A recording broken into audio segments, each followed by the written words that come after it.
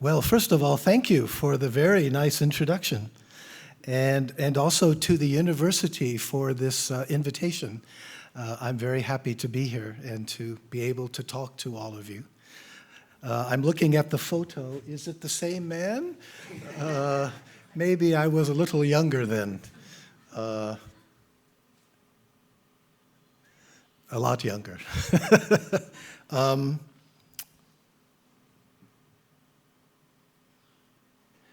Today I would like to talk about the connection between Buddhism and the ecological crisis, right? You may be wondering, what does the title mean? When we think about the ecological crisis, we know it is a biological crisis, it's political crisis, it's economic crisis, technological crisis. Is it also a spiritual crisis? Sometimes people say that, but what does it really mean? Yeah? So what I would like to do is to try to develop that idea and argue that in fact it is a spiritual crisis. In fact, I think it is the same crisis. The crisis has two sides. Buddhism always talks about our individual predicament, our individual situation. And I think now our collective situation is just a larger version of the same thing. Yeah. I just realized I have these slides. I hope I know how to do them. Let me try. So, when I talk about the ecological crisis, I don't mean only climate. Today we hear a lot about the climate crisis. And indeed it is a crisis, but it's much bigger than climate. We need to remember this. The ecological crisis includes the fact that so many plant and animal species are disappearing. Scientists estimate maybe between 100 and 1,000 every day. In addition to that, there are many other ecological issues with things like loss of topsoil, that the topsoil we depend upon for food is being eroded away very quickly. Forests, many forests, especially in places like South America, the Amazon, Indonesia, they're being cut down very quickly. Also, there are pollutants. We have to talk about pollutants in the air, in the earth, in the sea, in our bodies, right? And we know about plastic pollution. Not only plastic bottles, but micropollutants that get into our body. So the ecological crisis is very big. And it's not simply about better technology. Yes, we know that we must change from fossil fuels like oil, gas, coal. We have to change to renewable sources of energy. But some people think that's enough. If we can just do it quickly enough, everything will be fine. And it's really much bigger than that. The ecological crisis is a crisis for the way our civilization works. That's why I say, I think it's a spiritual crisis that we also have to acknowledge and treat it as a spiritual challenge, right? Let me stop. Can people understand my English? What I'm saying, okay so far? If there's any problem, let me know and I'll restate or try to talk more carefully, right? So, I would like to offer a talk in two parts. The first part, I want to talk about Buddhist teachings, but I want to do it in a little different way than you are used to. I want to use a different kind of language. And for me, this is also a way to express Buddhism. I will be interested to see what you think, right? So this is about our individual predicament, the problem that Buddhism has always talked about, our dukkha, the problem of dukkha. But traditionally understood on the individual level, right? My dukkha, my greed, my ill will, my delusion, right? So I'll talk a little bit about that, and then I want to move to the larger collective. Because individually, and this is my Zen training coming out, individually, the fundamental problem is the delusion of a separate self, right? We know the anatta teaching. So we're already familiar with this. In the Zen tradition, the emphasis is on overcoming the delusion of separate self. And when we talk about self, we mean a kind of duality. If there is a self, there is also an other. Self always involves duality, separation, right? And we know from Buddhist teachings, we need to overcome the delusion of self. But it seems to me today, the ecological crisis, it's the same thing, a larger version. Because the self is not only individual, we have collective selves, yeah? So for example, collective self of men. I'm a man, right? Many of us here are men, not women. Or Sinhalese, not Chinese or American. We have collective selves. And I think at the root, the ecological crisis is that we as a species, our now modern civilization, we feel that we are separate from the earth. We are separate from the rest of the natural world. So that is the same problem of duality. We have collective self and collective other, which is the natural world. And because we feel separate from the rest of the earth, we don't feel any responsibility to it. We just use it. And we don't realize that if we make the earth sick, we make ourselves sick. If the earth dies, we will die. So this is what I want to talk about, the two levels. First, a little bit more about the individual situation, and then explore the parallels. Does it make sense? Okay. Let me try this again. So,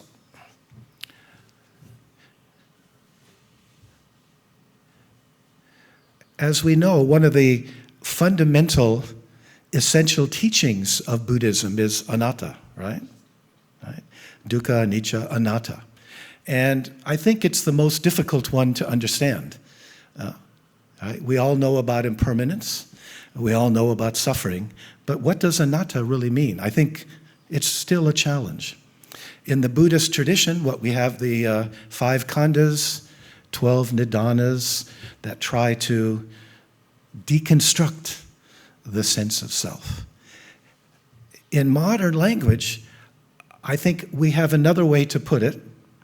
We can say that the sense of self is a psychological and social construct. Babies, they are not born with a sense of self. But as they grow up, they internalize.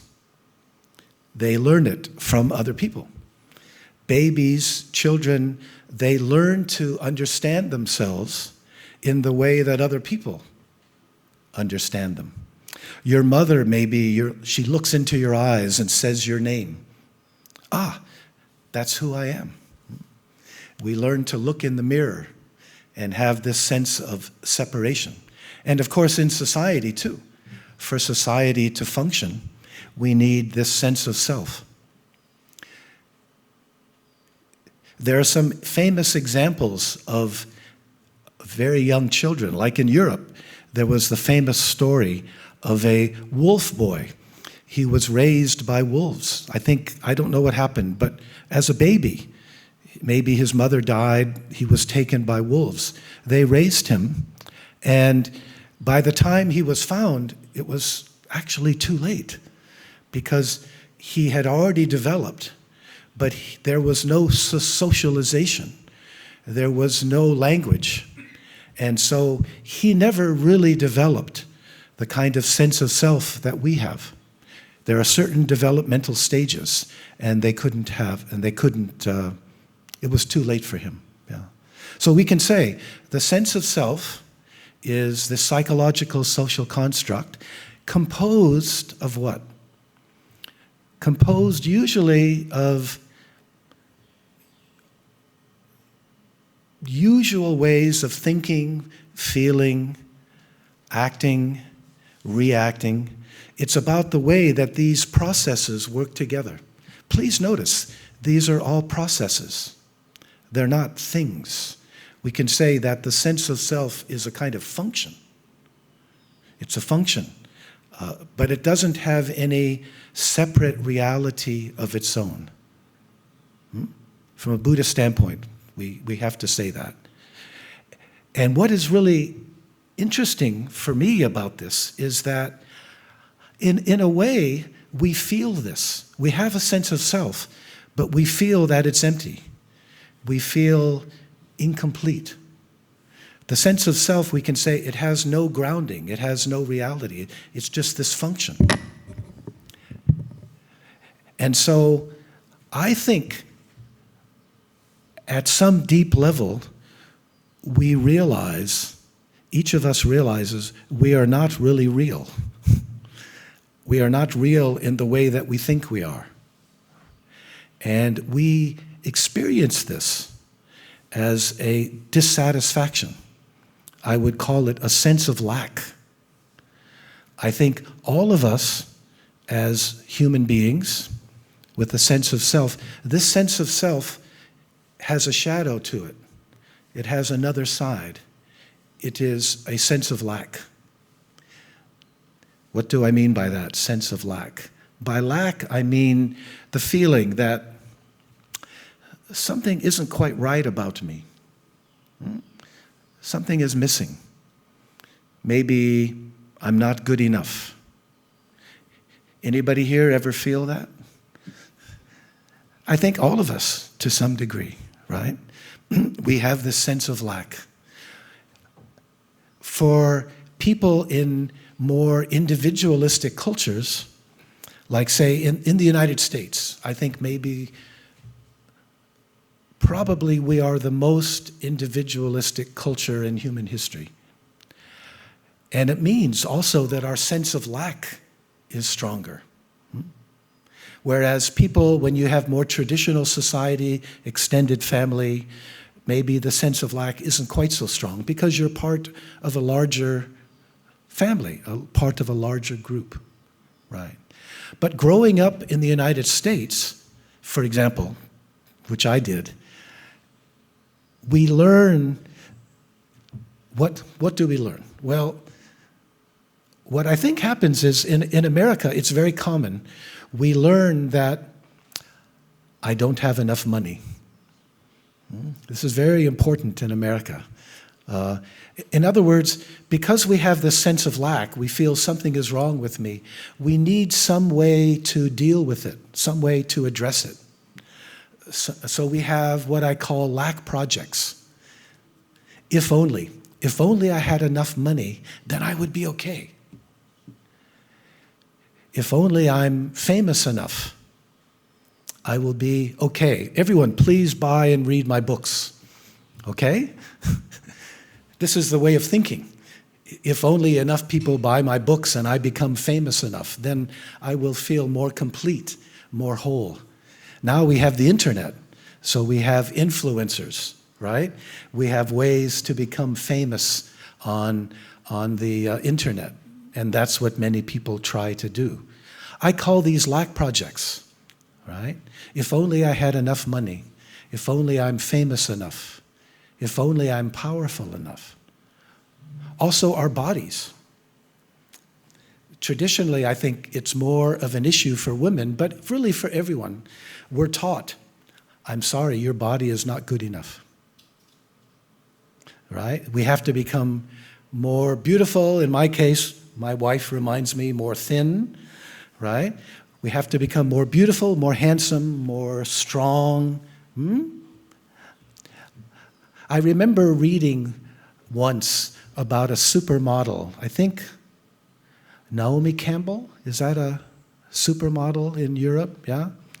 Very famous, very beautiful, very rich, I'm sure. But she was very bothered because, I have to come down. What bothered her is she had a little bit of cellulite right here, right? Something was wrong with her butt, too much fat. And that really bothered her, right? Her body was her lack project, to have perfect body, beautiful body, and it wasn't good enough. And that's the problem with lack projects. Lack projects don't work because the feeling of lack and the lack project is a symptom of the problem, but it doesn't really solve the feeling of emptiness, the feeling of lack, which means it doesn't matter how rich you become, it doesn't matter how famous you become, it does not fill up your sense of lack. And something else, because of lack projects, it means that we always live in the future. We're always sacrificing the meaning of now. What is important about now? Now is when I am trying to become better in the future. So now I have a sense of lack. My life is not good enough. But when I have enough money in the future, then I'll be okay. But then I never have enough money. So it means if you have a strong lack project, you're never living now. You're always sacrificing the present for this future idea of who you will become. Yeah? Does that make any sense? Yeah? And one more aspect to it, too. If you think about the meaning of one's life, right? What is the meaning of my life? Well, if we have a strong sense of lack, the usual meaning is I have to solve this problem. So it's all about me. It makes me self-centered, right? It makes me selfish. I have to solve my problem, right? Now, I can't say what it's like here in Sri Lanka, but in the United States, I think this explains a lot. I just see so many people, frankly, most people, they are living this fantasy of lack project, trying to feel more complete, more whole. And it's very sad because the lack projects don't work. Yeah. Does this make any sense, this idea of lack project? Yeah. Now, where does Buddhism come in? Actually, Buddhism can become a lack project too, because we can think about enlightenment in the same way, right? When I become enlightened, then I'll be okay, right? And we have this certain fantasy that Buddhism is, how to say it? The way Buddhism works is not giving us what, it's like we don't become enlightened in the way that we expect. Rather, what Buddhism teaches us is how to let go of the lack projects. Because remember, the lack project is the shadow of the sense of self. But what if we can let go of the sense of self? The sense of lack will also evaporate at the same time. For example, as you know, I'm a Zen student and a Zen teacher. In Japan, the most famous Zen master is probably the 13th century teacher Dogen Kegan, yeah? And he summarized the Buddhist path in a very wonderful way in his Genjo Koan, yeah? Dogen wrote, right? To study the Buddha Dharma is to study the self. We want to understand what the self is. And then he says, to study the Buddha Dharma is to study the self. To study the self is to forget the self, to let go of ourselves. And to forget the self is to realize your intimacy with the 10,000 things, or intimacy with the rest of the world. You can say the Buddhist practice is a way to let go of our sense of separation, the self, and realize our non-duality with the world. And the idea there is that, again, by letting go of the sense of self, we let go of the sense of lack. And then we can realize we are here. We can realize the eternal present. We can realize the now that never falls away. This was also summarized by my all-time favorite quotation, not by a Buddhist, but by a Vedantin, Nisargadatta. Nisargadatta said, "When I look inside and I see that I am nothing, that is wisdom. When I look outside and see that I am everything, that is love. Between these two, my life flows." Wisdom and love. Sound familiar? The two essentials, wisdom and compassion, the two essentials of the Buddhist path. And he shows the connection, right? Love isn't a feeling. Love is a way of being. It's a way of living in the world when we realize, I'm not in here, I'm all this. And it involves a big change in the meaning of our lives. When I have a lack project, the question is always, what's in it for me? How does this help me? But when we realize the self is empty, then we can turn that around and we can ask, wow, we're all connected. We're all part of each other. My well-being, my happiness is not separate from yours. It's not separate from the earth. So what can I do to make this a better world for all of us, yeah? And of course, this is really the idea behind the Bodhisattva path, right? For me, the Bodhisattva path is not something extra, but it's something that flows naturally from realizing our non-separation, our non-duality with other people and the rest of the world, yeah. Maybe I should try this again. Okay. That's to come. So that's the first part of what I wanted to talk about. What I've tried to present, frankly, I think this is another way of talking about Buddhism, what Buddhism is talking about. Another way of talking about the emptiness of self, anatta, and how it's connected with how people live in the world. So I hope it makes some sense to you. What I find especially interesting is that everything I just said about our individual predicament, it also applies to our collective predicament. Because, as I said earlier, we not only have an individual sense of self, we have collective sense of self.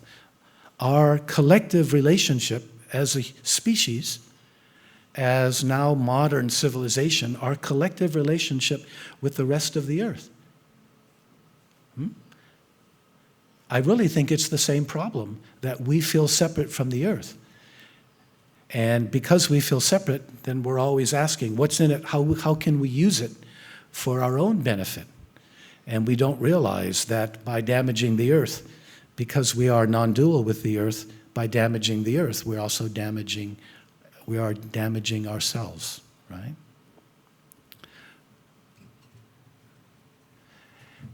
This sense of separation from nature, let's say, sense of separation from nature, very different from the Buddha, right? Think about it. Where was the Buddha born? According to the stories, outside, between two trees, when his mother went into premature labor, remember? And then the Buddha, he's sitting, when he leaves home, where does he go? Into the natural world. Where does he practice? Where does he meditate? Under the Bodhi tree? Where does he get enlightened? In the natural world, right? Where so often he's teaching outside, and when he finally dies, passes away, where does he die? Out in the natural world. The Buddha, he had this very strong connection, with the natural world. And we remember, he said, he said to the bhikkhu, don't cut down trees. Don't even cut off living branch or a green leaf. He felt this deep connection with the natural world. But today, look at this. This is a very nice auditorium, very good place, good microphone. I'm happy we can talk, but we're separate from the natural world, right? The truth is, we are not only separate, but I think alienated, for the most part, from the natural world. It's the same collective sense of separation. How did this happen? And, really important question, is there also a collective sense of lack? On the individual level, the separation, it's delusion, and it's a delusion with a problem, this sense of lack. What about collectively? Do we have a sense of lack? I think so, but I'll come back to that, right? Let's start. How did we begin to feel separate from the natural world? I mean, originally, according to evolution, we were evolving from monkeys, right? Or primates, other primates. We are genetically very close to chimpanzees and bonobos, yeah? So when we are hunting-gathering society, we are not separate from the natural world. We're embedded. We have to be aware when the fruit are, the roots, the berries. We're connected. And in those cultures, the natural world, it's kind of a gift. Right? The fruit appears, the food appears. It's even the meat, even the animals, right? They appear. So there's a sense of embeddedness in nature. The biggest change, I think, happens with agriculture. Now, agriculture created the possibility of civilization, but it also created the problems that we still face today. For example, class. Hunting-gathering societies, they don't have class differentiation. But once you're settled in one place, then you get kings, right? Then you get nobles, then you get different, and then there's more wealth, more war. But also, you look about the field. What's good about agriculture, you can grow much more food. You can have many more people. But you have to be careful. You have to protect the growing field. The animals who want to eat the wheat or the corn, you have to keep them outside. So now there's a separation, inside and outside, yeah? The feeling, this is us, and the natural world is outside it.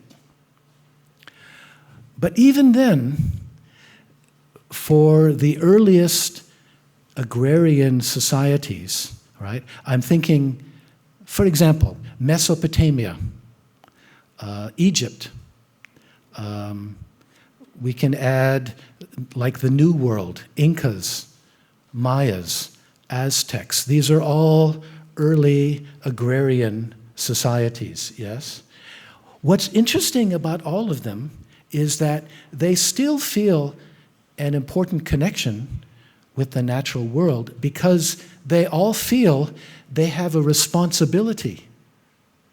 They have a job to do. Human beings, for example, Mesopotamians, they believe that we are created by gods. And the gods created us for a reason, to feed them with sacrifices and to create temples. So we have to do sacrifices and rituals. We have to do it to keep the universe working.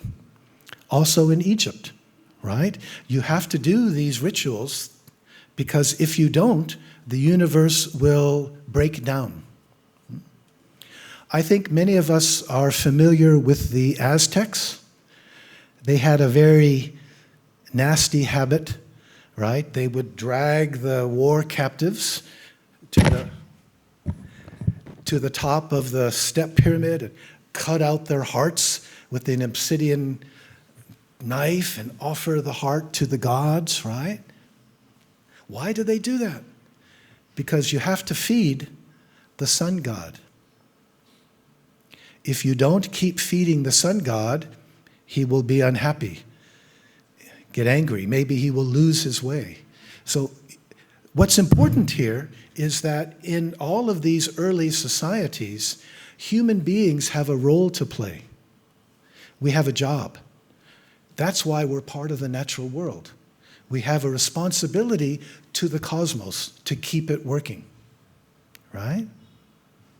Now, question. What about us today? Something has happened. Do we have a responsibility to keep the cosmos working? We trace back Western society, okay, European society.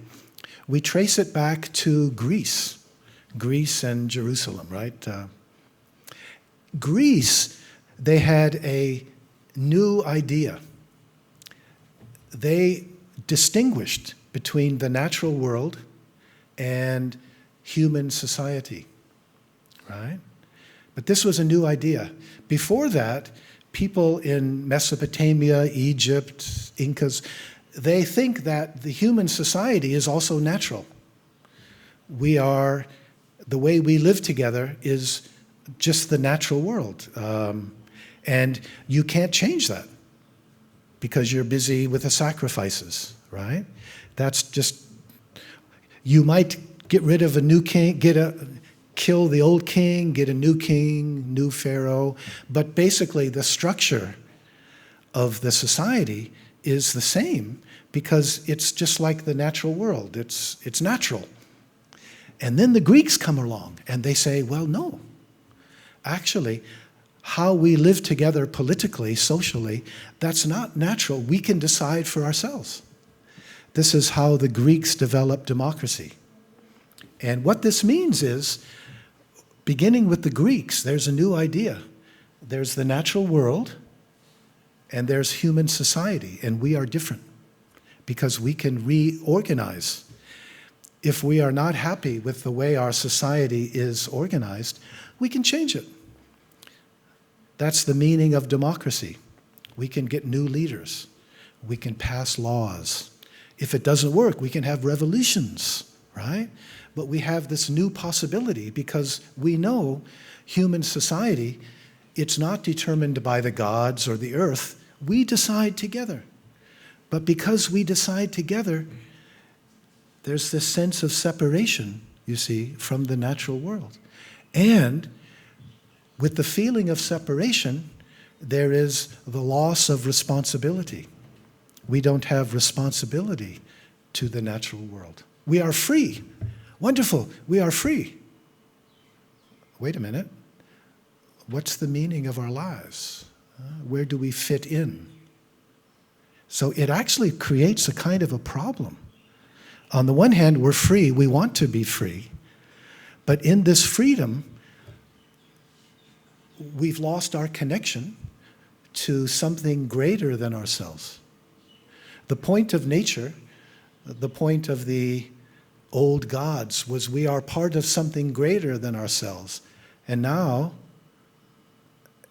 and being part of something greater than ourselves, we have this responsibility. We have a role to play. What about today? Does this maybe point to our collective sense of lack? You remember what I said earlier, how we have individual self, a shadow, the sense of lack, something is wrong with me. Today, we have collective sense of self. Do we have collective sense of lack? Let me read you something. It's by the the Israeli historian, philosopher Yuval Harari. Anybody ever hear of him? Yeah. He wrote many books. His first book, Sapiens, A Brief History of Humankind. Not so brief, but anyway, very fine book, I think. And I want to read you the very end of the book, where he talks about our situation today. This is the last paragraph of the book, okay? I want to know what you think. Does he describe our situation today? Despite the astonishing things that humans are capable of doing, we remain unsure of our goals, and we seem to be as discontented as ever. We have advanced from canoes to steamships to space shuttles, but nobody knows where we are going. We are more powerful than ever before, but we have very little idea what to do with all that power. Worse still, humans seem to be more irresponsible than ever. We are self-made gods, accountable to no one. You see? Self-made. We don't have any responsible to anything else, to anything greater than ourselves. Consequently, we are wreaking havoc. We are destroying our fellow animals and the ecosystems, seeking little more than our own comfort and amusement. We're preoccupied with being comfortable, being amused, right? Netflix, whatever. But we never find satisfaction. And now, here is the last sentence of the book. Is there anything more dangerous than dissatisfied and irresponsible gods who don't know what they want? What do you think? Is he right? I think it's a pretty good description of our situation today. We have all this power, we have all this ability, but we don't really know what to do with it. And I think for me it comes down to the fact that we do not feel that we are part of anything greater than ourselves. Right? Does it make sense? Let me click this. I don't know what's happened here. Okay. So, what I have just argued is that we have a collective sense of self. Not only individual sense of self, as a species, as modern civilization, we have a collective sense of self. It has to do fundamentally with the meaning. The older civilizations, they had meaning. Their lives had meaning because they are part of something greater. Maybe we don't like what that means sometimes, right? We don't want to be Aztecs. We don't want to cut people's hearts out and offer them to the sun god. But they did have a kind of ground, you could even say kind of spiritual grounding. Not a good one, but a grounding. They felt they were part of something greater. We today do not have that collective sense of being part of something greater. And that, I think, is at the core, very much at the core of our sense of separation from nature. Now, to continue the parallel, lack projects, right? You remember, individually, we have the sense of separation, and then we have lack projects. Maybe if I only get enough money, or if I'm famous enough, or if I'm powerful enough, or if my body is beautiful enough, then everything will be okay. Do we also have a collective lack project? I think so. I think we have a very important collective lack project, but it's not working so well anymore. The collective lack project is progress. We believe in progress, right? Economic development, technological, the world is getting better and better. The future, it's going to be great.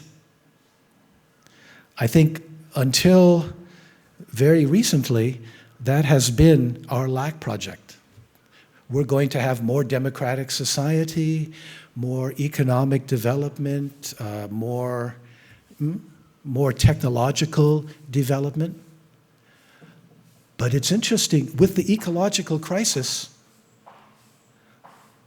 I think that many young people don't believe in this anymore. When I grew up, I was born after World War II. This is the belief. Post-war America, great. The American dream. We can all get a good job, make money, buy a home, da-da-da-da. Very difficult now for young people. Also, and they look at the ecological crisis. Is the world really getting better? I don't think so. I think many people think we're in for very difficult times. In other words, our collective lack project is collapsing. And I think it's important to understand some of the psychological, so many mental problems now, not only because of COVID, but because this lack project, it's not working. People can't believe in it anymore. And so it's a great crisis of meaning, right? This lack project is failing. Does it make sense? Does it make sense? Let's continue let's see what this does. Okay. I'm ahead of myself. Don't look. What's the solution? For the individual lack project, we have a solution. Right? Buddhism has a solution. It's called awakening, enlightenment. Yeah? We can wake up. We have the Buddhist path. We have the precepts. We have meditation. We can transform our karma and we can become enlightened, right? But what about collectively? What's the collective solution? What did Thich Nhat, I think I'm too far, I don't know how I go back. Anyway, Thich Nhat Hanh said, quote, "The Buddha attained individual awakening. Today," he said, "today we need a collective enlightenment to stop the course of destruction." And he said, civilization will be destroyed if we continue to lust after money and greed and such. So he talks about collective enlightenment. Sounds good to me, but what does it mean? Collective enlightenment? Does it mean everyone has to become Buddhist and start meditating? I think it will take a very long time, so it'll be too long. The earth will be destroyed before that. So what does collective enlightenment mean? Let me end by trying to give you an answer to that, okay?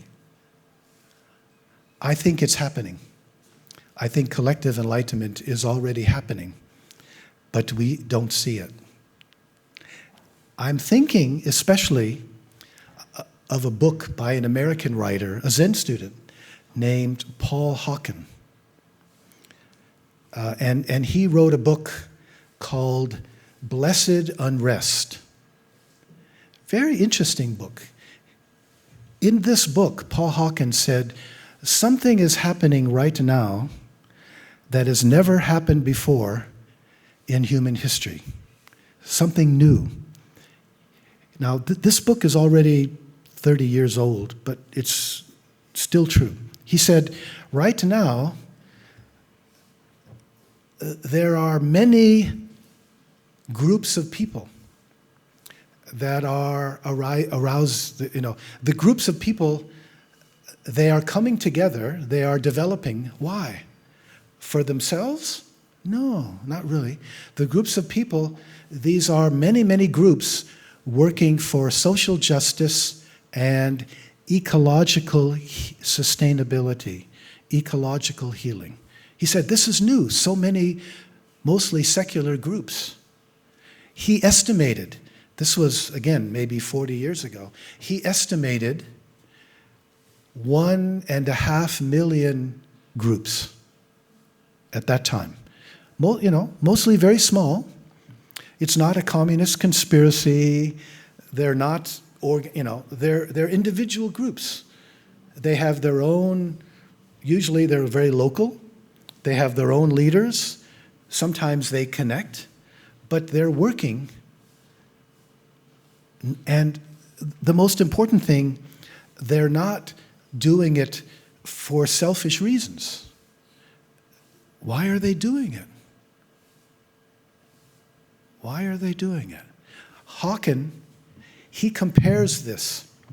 He compares this movement, and now he says it's not 1.5 million groups around the world. He thinks it's well over 2 million.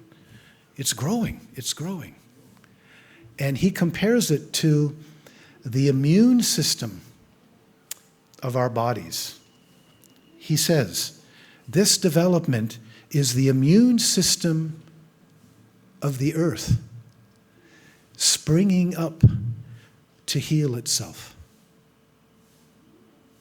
Very interesting, right? There's something going on here. Maybe we don't understand quite how it's working, but there's something that human beings are expressing. And I think this fits very well in Buddhism when we talk about the Bodhisattva path. Not in a sectarian way. It's not, Bodhisattva versus Arhat. No. But it means more and more people feeling this, they can see things are becoming really bad. They want to do what they can to help, to make things better. And not simply for selfish reasons, for me, for my children, because they want the healing. They want society to be better for everyone. They want the earth to be healthy for everyone. And it's a fascinating idea that we can understand this upspringing as the immune system of the earth springing up naturally, springing up spontaneously to heal itself, right?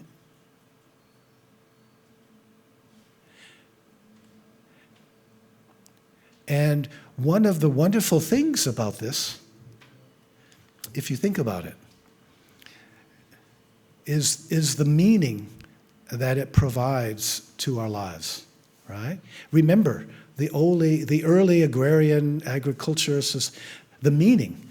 We have meaning because we are part of something greater. We have to keep the cosmos working. In the modern world, no, we are separate. No responsibility, just our own consumerism. But now, with this new kind of immune system response, what I think is happening, this is solving the problem. What is the meaning of my life? What is the meaning of our groups, of the meaning of our culture? This is being offered to us. I think right now the earth is calling all of us. Yeah? The earth is sick. The future is very dangerous. Noam Chomsky, the American professor, he said, this is the most dangerous time in human history. It's very dangerous. We can't simply think about our own consumerism or our own mental health, our own enlightenment. We're called upon to participate as a group, in groups, to work with other people, to make this a better world. And it seems to me we can understand this as a collective process. This is a process, it's not a state, it's a process. Something is unfolding. And I would call it the process of collective enlightenment. Thich Nhat Hanh, the great Vietnamese teacher, he said, I think you know this, Thich Nhat Hanh said, the next Buddha will appear as a Sangha. The next Buddha, he's not talking about Maitreya as one person. He's saying the new Buddha is a Sangha. I think that's what Paul Hawken is talking about. The next Buddha is the immune system of the earth, calling to all of us to come together, to work together, to pursue social justice and ecological healing. So, does that make sense? Does it make sense? Let me just check the time here. So, I hope you can understand what I've tried to do, yeah? I've tried to make a parallel. Let's try this again. So, the individual predicament, that's what I talked about in the first part, right? The self is a construct that feels there's separation. Self always has other, but there's a problem, a feeling of lack. And it comes out in different ways. And we have these lack projects, but they don't work usually.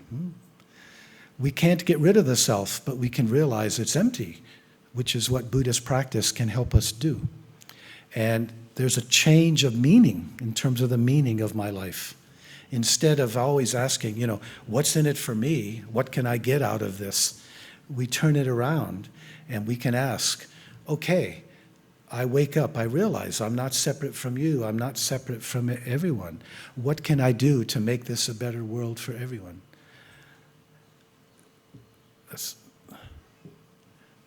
Same issue. The sense of self is a psychological, social construct. So is human society, like the Greeks realized. Society is our construct. And if we don't like it, we can change it. We can work together to change it. But the problem with the construct is usually the sense of separation, right? And especially the dukkha, the sense of lack, is what is the meaning of life? Consumerism? Just more and more consumption? That's what the advertising teaches us, right? Consume, consume, consume. Is that make us happy? Not really, yeah? Consumerism doesn't work, ultimately. So the result is, we can't return to nature in the sense that we can't get rid of the self. Why not? You can say for Buddhism, we can't get rid of the self because there never was a separate self. What we can let go is see through the delusion of separation. Right? In the same way, we're always part of the natural world, but we need to wake up to that, to realize that. The ecological crisis is not just, switching to renewable sources of energy. It means realizing, like the Buddha did, our non-duality, not only with each other, but with the earth, right? And I think the fundamental problem, the problem of meaning, the problem of alienation, the fundamental problem will be solved when we realize that we are part of something greater than ourselves. We have a responsibility to it, and that responsibility gives the meaning to our lives today. Yeah. And so I think really today we are all being called upon to become ecosattvas, right?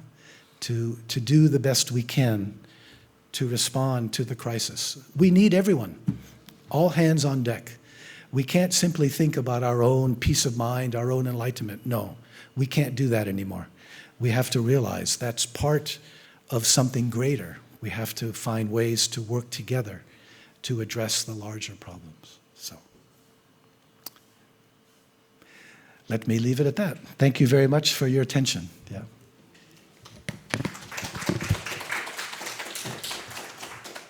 And hopefully,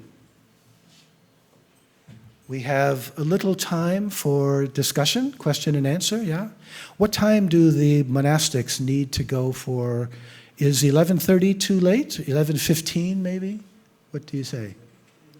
What time? Sorry? 11:30, okay?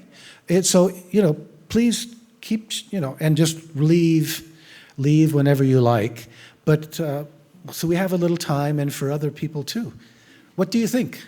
Did I persuade you? Does it make sense? Is the ecological crisis the same problem? I throw it back to you to respond and ask. I have to say I have a hearing problem, so I might ask you to speak very loud. Yeah.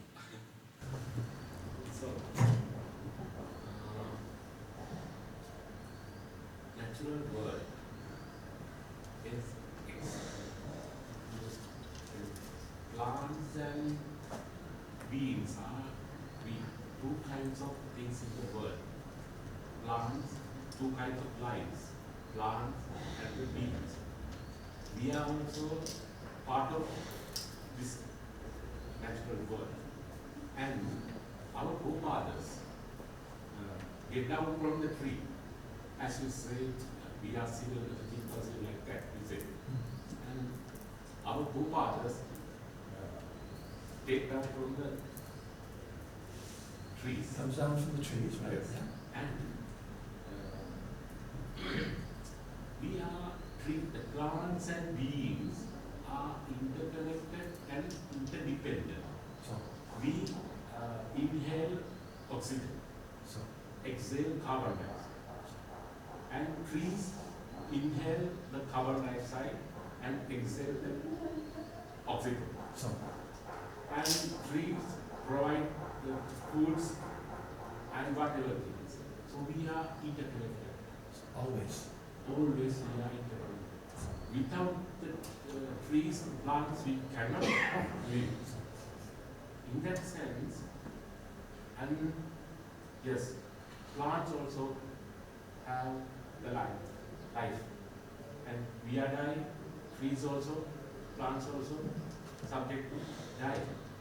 And the thing is, after the dying of the trees, and also we produce this, humans or beings produce their next generation, as well as the trees also produce their next generation through the seeds. Yep.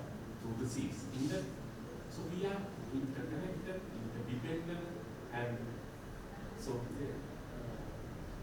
we cannot live without the plants in the world.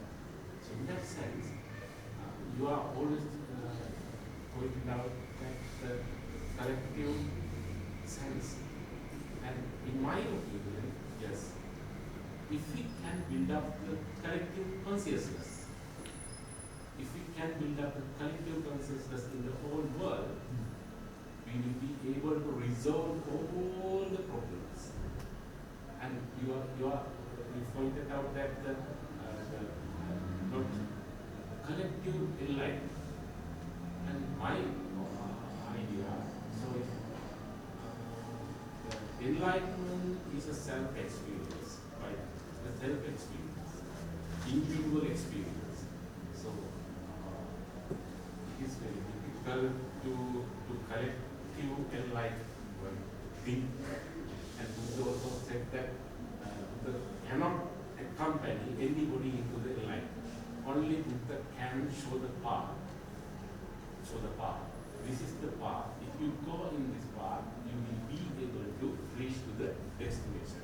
That's the Buddha's teaching. So Buddha didn't say, I can accompany you into the enlightenment. So this is self-experience. And in that sense, my idea is so. We are also, we are human beings. We are human beings. And in that sense, we are also the part of beings towards the human and being. Human and being. So that's why we have two kinds of qualities, human qualities as well as the being qualities we have. And if we can be a human rather than human being, if we can be a human rather than human being, so we will be able to get some coordinate idea or solution to eradicate this crisis, whatever crisis in the world. So that's my idea of that. And I want to know, then you said that we cannot return to the nature. So I am thinking Because we are already in nature. Yes, in nature. Already in nature. Yes. That's good. Okay. Otherwise, I am thinking that yes, after the enlightenment, the person who enlightened one after the Parinirvana, at the depth of the Arahant, I am thinking that they return to the nature. I am not saying we cannot say like that, but yes, we unite with the nature after the enlightened one also after the death, return to the nature. I prefer to say we can't return to nature because we are already always part of it, right? We've never been separate. We think we're separate. We live as if we are separate, but actually we've never been separate. Like you said, where does the oxygen come from? Where does the food come from, right?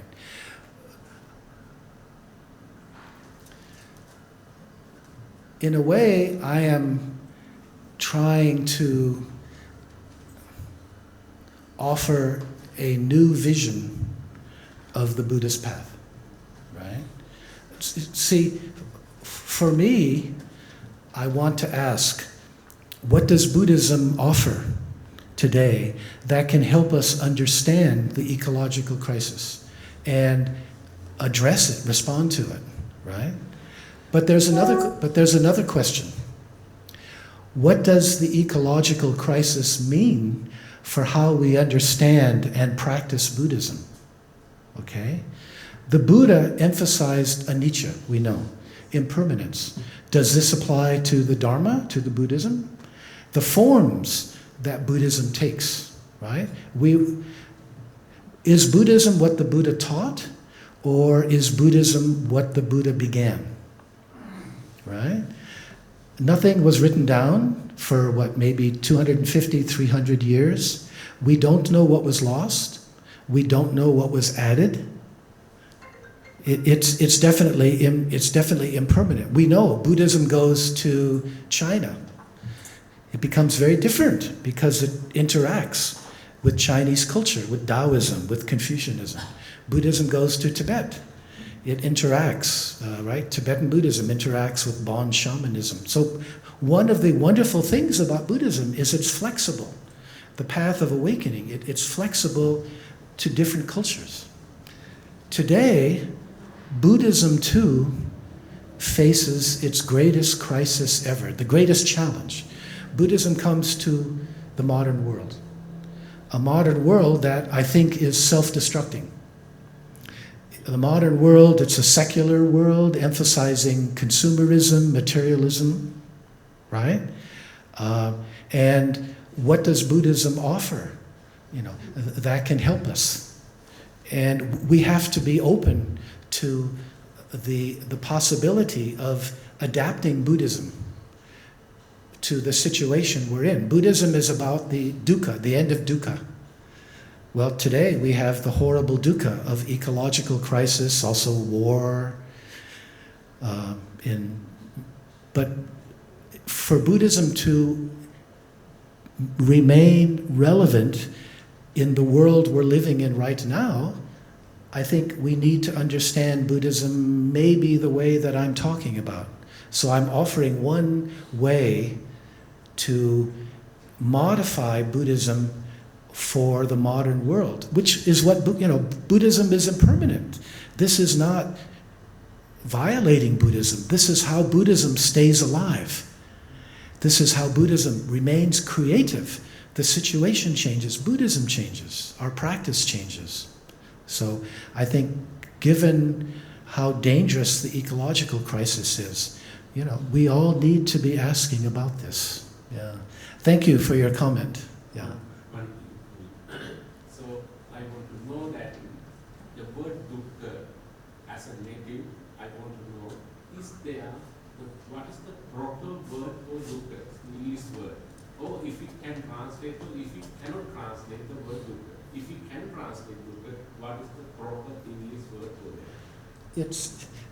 It's a big challenge. Yeah. Usually the word we use is suffering, right? Suffering. But how do you understand the suffering? It's not only physical, mental pain. It's more than that. Yeah. It includes dissatisfaction, anxiety, dis-ease, lack. See, when I talk about sense of lack, that's another way of talking about dukkha. Yeah. Thank you. Yes, ma'am. Could I ask you to come? I'm going to have trouble hearing. If you could come closer, is it okay? I apologize for that. I really should have hearing aids. I'm sorry. Yeah. Thank you.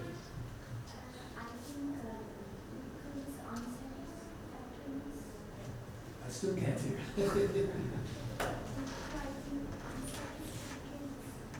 So unsatisfactory, dissatisfaction.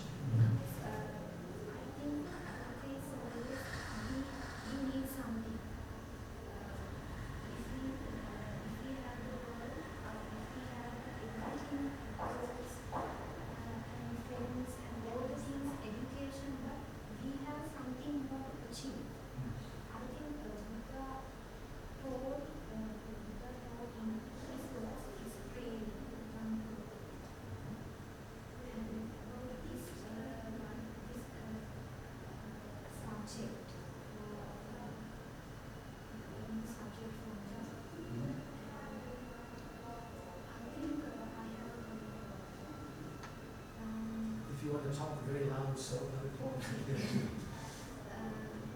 in today's modern world, as a challenge, and I think if Buddhism has an aid of conditions, if you can easily survive in if it has the aid of politicians, political aid for Buddhism, I want some.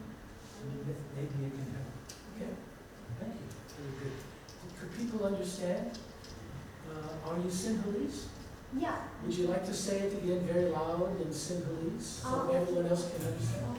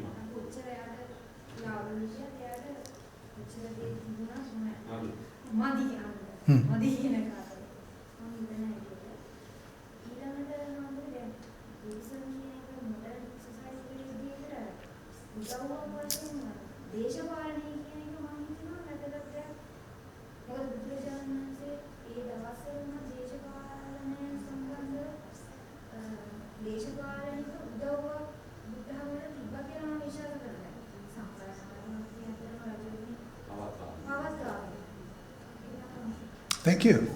Yes. My own practice tradition is Zen Buddhism. So I practice with a Japanese Zen master. And it's interesting. He never talked about craving. He never talked about tanha, right? Never once. He never talked about karma. He never talked about rebirth. Interesting. It's all about waking up right here, right now. So that's very much the Zen idea. If we wake up here, if we do the best we can right here, the future will take care of itself. We don't have to worry about it. We just do the best we can right here now. And I think that's important in the modern world.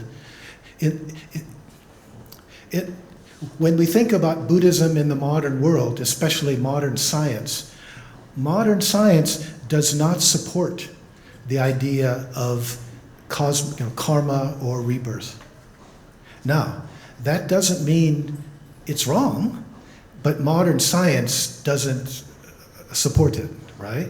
So if we focus only on this, many people will say, I don't believe it. But I think the more essential teaching, it's not about merit making, it's about doing the best we can right here and now, whether or not there's rebirth, right? And then we don't have to worry about rebirth. If we do the best we can right here and now, rebirth will take care of itself. There's this problem with merit making, Like I notice in Thailand, I don't know Sri Lanka, but in Thailand, there are 2 reasons to become rich. When you become rich, you can have a very comfortable life. But also, you can give some money to the temple for better rebirth in your next life. Is this what the Buddha was really teaching? I don't think so. But this is the way many, many people understand it. So, right? The important thing, the Buddha emphasized intention, motivation. Right here, I think that's the heart of karma, is clarifying, making sure that we are motivated not by the poisons, greed, ill will, delusion, but that we are motivated by generosity, loving kindness, wisdom of non-duality, non-separation. I think it's important. And when we apply to the ecological crisis, then it works very well. Always we are seeking the better life after death.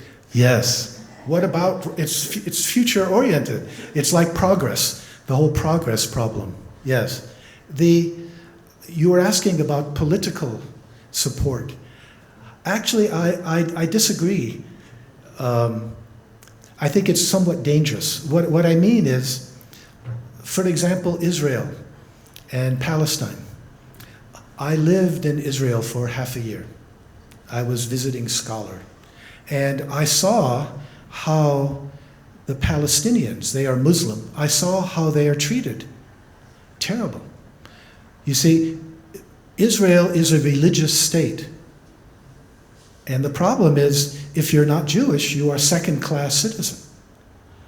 So when the explosion of violence happened, frankly, I'm not surprised, because the Palestinians were treated terribly.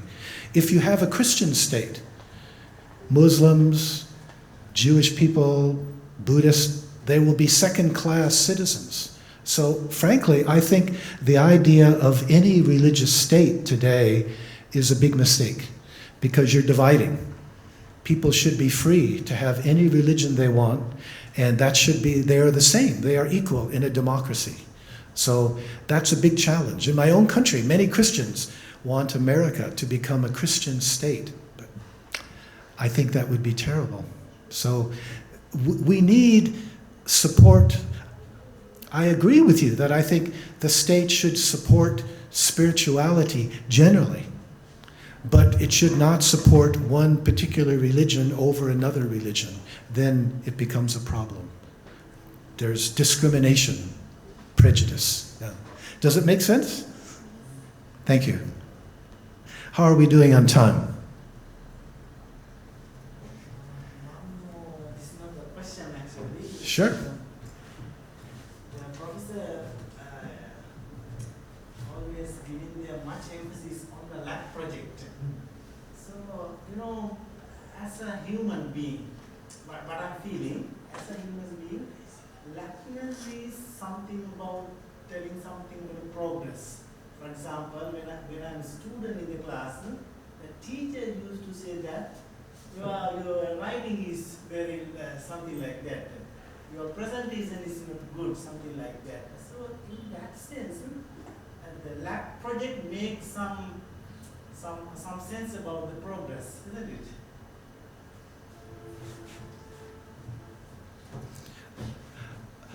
If the teacher says that your writing isn't good enough, please improve it now. right? It's not, it's,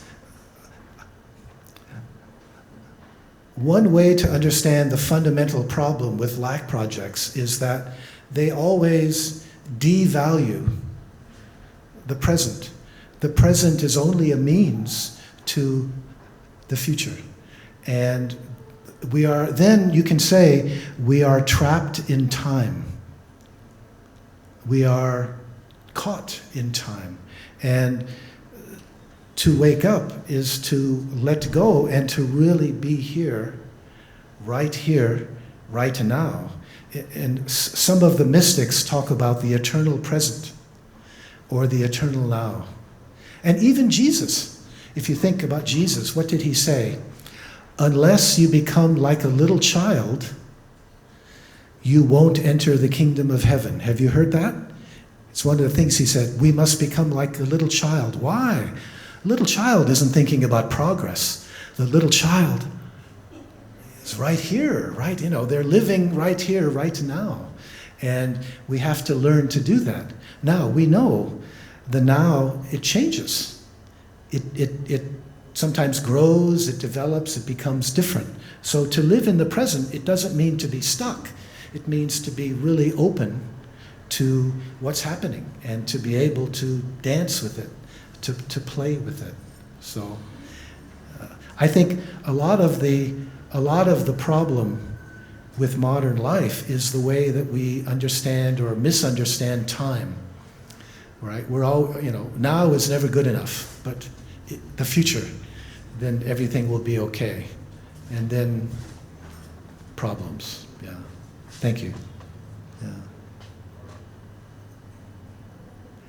I don't know if there's any other comments. So it's also maybe time for the monastics to go for lunch. Yeah? I should mention just briefly,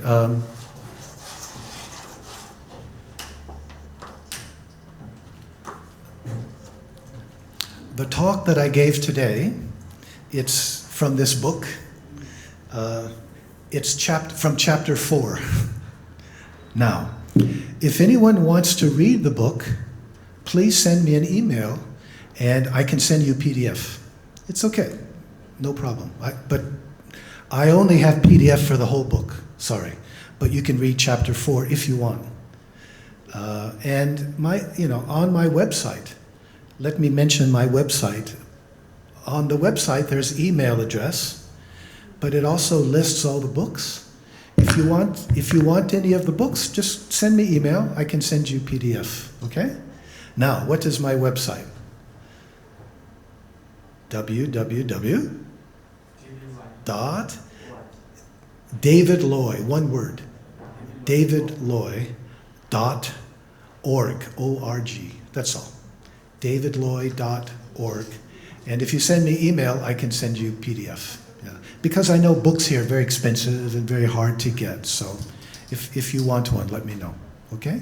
Also on the website, many talks, many articles. This talk, there's another video of this talk and probably a better one. Many other talks, articles you can read, blogs, that kind of thing. So feel free. So maybe we are done. Thank you for coming during your holiday time. It's very difficult. So I appreciate you come out anyway, and you come to listen to a talk on your holiday. It's a big sacrifice. Okay, be well, everybody.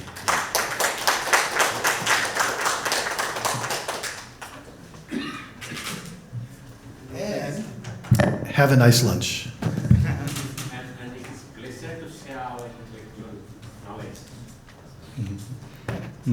Thank you very much, the Professor Loy.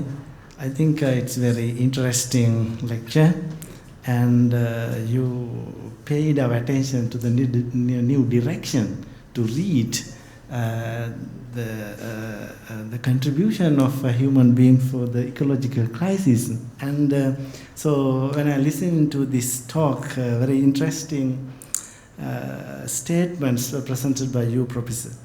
So it's, individual situations, collective situations, connected situations, very, very, very challengeable.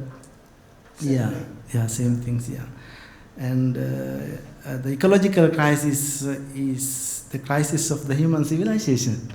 Yeah, that's very interesting, nice idea. As well, I think the most interesting point, the whole lecture, we all are doing the things LAC project. Everything we are doing, working with the LAC project. I think with that small the statement, but it has a very big meaning.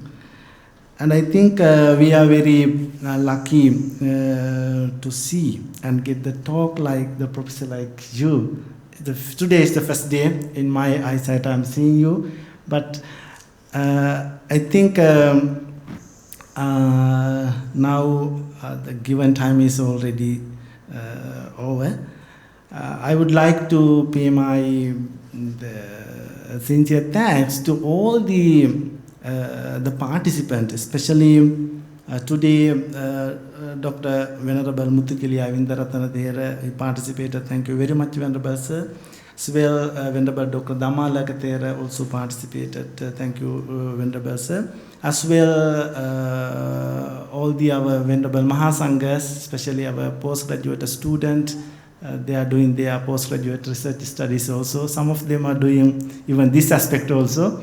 That's fine. As well, thank you, Venerable Sirs, your participation. As well, today, my sincere thanks goes to the Professor P.D. Premithri Sir. Thank you, sir, coming here and being with us. And as well, Dr. R.D. Jayawardena Sir, thank you, although you have a very busy life. Thank you very much for coming here and listen to this wonderful talk. As well, thank you all the other, especially the thanks very much Dr. Chin, your participation delights us. As well, all the other, especially the Department of Pali and Buddhist Studies, there were some assistant lecturers who participated. And thank you very much for your participation and your contribution. As well, all the our supportive staff members made a very great job to decorating this place and arranging all this stuff and everything. So thank you very much for giving your contribution. As well, the most thanks goes to the director, Professor Vasant Athukorala, although he is not available today, but he over the phone called me and asked everything. As well, thank sir, although you are not here, but your support is very wonderful. As well, thank you very much for participating, although we are in the holidays at the university, but thanks a lot participating here. As well, now that tea is ready at the downstairs, please come and join with us. Thank you very much. Have a pleasant